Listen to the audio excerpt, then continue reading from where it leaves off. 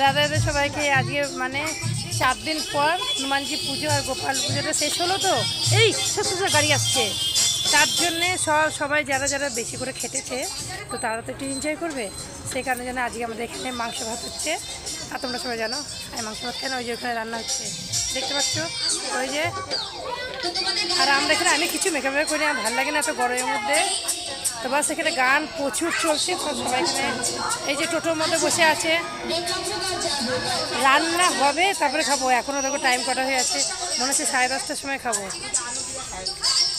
তো আজকে সবাই খাওয়ার জন্য বসে আছে, আমি না গো, আমি ওরম বসি না, আমি ভদ্র। আর এতে খালি হাই হাই করতে থাকছে, শুধু পাতা দিলে হবে? খাবারও তো দেওয়া দরকার, তাই না?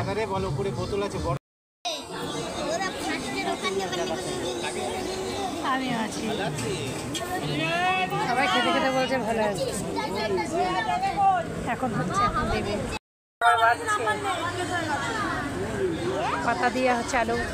এদের এত খিদে পেয়েছে, খালি খালি ভাতগুলো খাচ্ছে বাস। আর এখানে ভগবান,